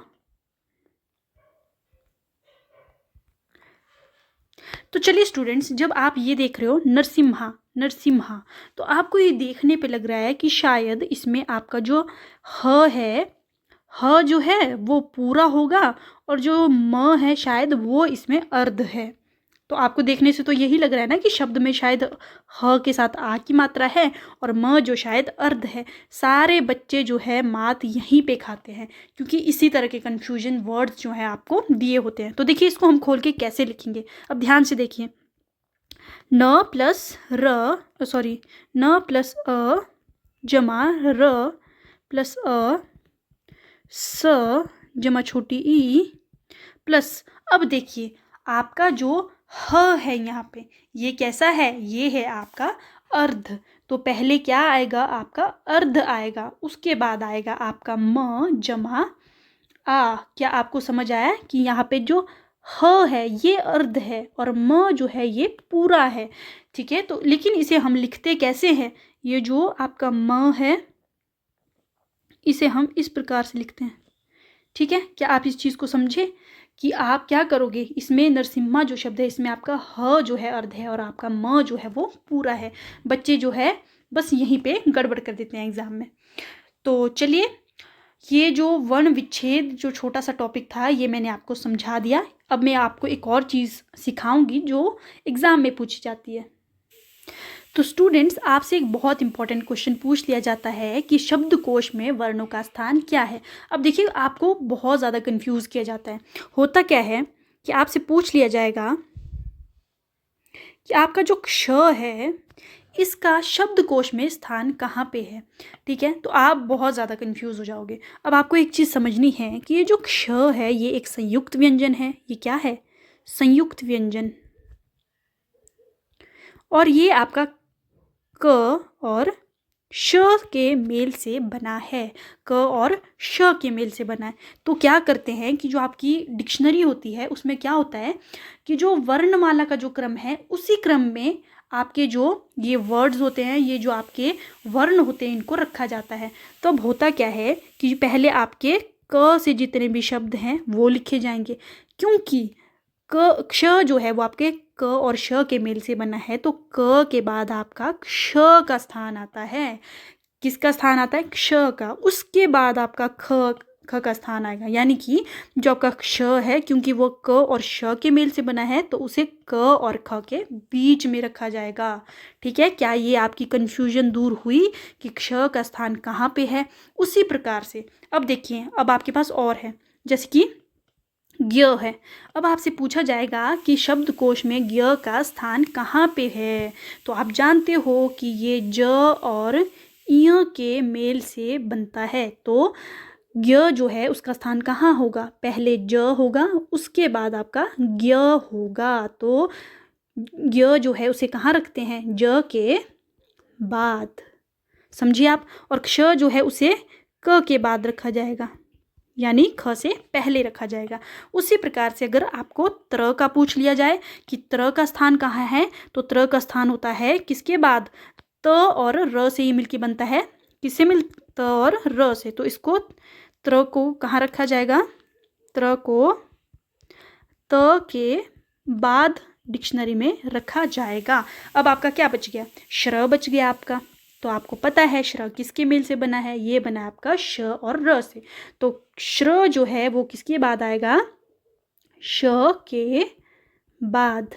तो देखिए ये एक बहुत इंपॉर्टेंट टॉपिक था और इसमें से क्वेश्चन बनते ही बनते हैं, तो इसे मैंने आपको इजी वे में समझा दिया। तो अगर आपसे कभी भी क्ष का स्थान पूछे, चाहे ज्ञ का पूछ ले, श्र का पूछ ले, त्र का पूछ ले, तो आपको पता है ये किस किस के मेल से बना है। तो जो भी इसका फर्स्ट वाला वर्ण होगा बस उसी के बाद आपको क्या करना है, इनको रख लेना है। तो आई होप इस टॉपिक को भी आपने बहुत अच्छे से समझा होगा। तो चलिए आप इसे नोट कर लीजिए, चाहे स्क्रीनशॉट ले लीजिए, जो भी आपको करना है वो करिए, लेकिन आप इस टॉपिक को अच्छे से सीखिए। तो चलिए स्टूडेंट्स, आज की जो ये हमारी क्लास है इसका लास्ट टॉपिक हम देख लेते हैं। वो है आपका विभिन्न वर्णों के साथ, या फिर आप ऐसा कह सकते हो विभिन्न व्यंजनों के साथ, र का प्रयोग। अब सबसे पहले हम देखते हैं कि आपका जो रेफ, अब रेफ किसे हम कहते हैं, जो आपका अर्ध र होता है इसे हम क्या कहते हैं, रेफ कहते हैं। तो हमारे पास मान लीजिए एक शब्द है कर्म, अगर आप इसे खोल कर लिखें तो क जमा अ जमा र जमा म जमा अ। देखिए ये जो रेफ है, अर्ध र है, ये जिस भी व्यंजन के ऊपर लग रहा है इसका उच्चारण उससे पहले होगा। ऐसा नहीं है कि ये जो कर्म है ये र जो है इसे हम यहाँ लगाएंगे, नहीं, इसे हम क्या करेंगे, जिसके ऊपर ये लगा है, जैसे म के ऊपर ये लगा है तो इसका उच्चारण जो है क्या होगा, इससे पहले होगा। आप समझ गए, इसका उच्चारण भी इससे पहले होगा और इसे लिखा भी उस व्यंजन से पहले जाएगा। जैसे ये म के ऊपर लगा है तो ये उच्चारण भी पहले होगा इससे, इसका म से, और इसे लिखा भी म से पहले जाएगा। अब देखिए दूसरा यूज़ हम देख लेते हैं। तो जो आपके पास नेक्स्ट यूज़ है उसमें देखिए आपका र जो है वो क्या है, ये आधा नहीं है बल्कि ये कैसा है, पूरा है। ये र जो है पूरा है, मतलब कि ये र और अ से मिलके बना हुआ है। अब हम देखेंगे कि आपके पास दो तरह के व्यंजन होते हैं, एक होते हैं आपके पास खड़ी पाई वाले और एक ऐसे होते हैं जिसमें बिना खड़ी पाई वाले। कैसे, बिना खड़ी पाई वाले। अब एक चीज देखिए, अब आपके पास व्यंजन यहाँ पे कैसा है, व्यंजन यहाँ पे कैसा होगा, अर्ध है, और आपका र जो है वो कैसा है, पूर्ण है, यानी पूरा है। अब ऊपर जो हमने देखा था वहाँ हमने क्या देखा था, व्यंजन जो है आपके पास पूर्ण था, लेकिन आपके पास जो र है वो कैसा था, अर्ध, यानी वो आधा था। अब देखिए क्या होता है, इसका हम एक एग्जाम्पल देख लेते हैं। अब हमारे पास एग्जाम्पल है प्रमोद, हमारे पास क्या एग्जाम्पल है, प्रमोद। ये जो है प, यहाँ पे प, ये प जो है ये आधा है और ये इसके साथ क्या है, खड़ी पाई भी है। तो हम क्या करते हैं, इसके साथ हम र को कहाँ लगाते हैं, यहाँ लगाते हैं, इस प्रकार से। अब आपने ये नहीं समझना है कि ये जो र लगा हुआ है ये अर्ध है, नहीं, र यहाँ पे पूरा है लेकिन प जो है आधा है। तो ये क्या हो जाएगा, अगर इसे हम खोल के लिखेंगे, प जमा र प्लस अ, यानी कि आपका र जो है यहाँ पूरा है लेकिन प यहाँ पे आधा है, प्लस म जमा ओ जमा द जमा अ। तो आपने समझ लिया कि जो ये आपका व्यंजन है ये आधा है लेकिन र जो है और पूरा है, तो ये खड़ी पाई के साथ आपने लगा दिया। उसी तरह से एक और वर्ड ले लेते हैं। तो हमने क्या वर्ड लिया, विनम्र। विनम्र, विनम्र। ठीक है, तो अब अगर आप इसे खोल के लिखोगे तो आप कैसे लिखोगे इसे? म अर्ध होगा और आपका र जो है वो पूरा होगा। समझ गए आप? यहाँ पे म पूरा नहीं है, यहाँ पे आपका र पूरा है और म जो है वो अर्ध है। तो इस प्रकार से आप यहाँ पे र का यूज़ कर लोगे। समझ गए आप? अब आपके पास है बिना खड़ी पाई वाले, जैसे कि आपके पास वर्ड है राष्ट्र। अब ध्यान से देखिए, ये जो ट शब्द है, ट आपका क्या है? शब्द नहीं है, सॉरी, ये आपका व्यंजन है और ये कैसा है? अर्ध है, ये आपका अर्ध व्यंजन है। अब अगर आपको बिना खड़ी पाई वाले के साथ लगाना है तो आपको र जो है इस प्रकार से लगाना होगा और यहाँ पे आप क्या कर रहे थे? जहाँ पे खड़ी पाई है उसके साथ इस प्रकार से र लगा रहे थे।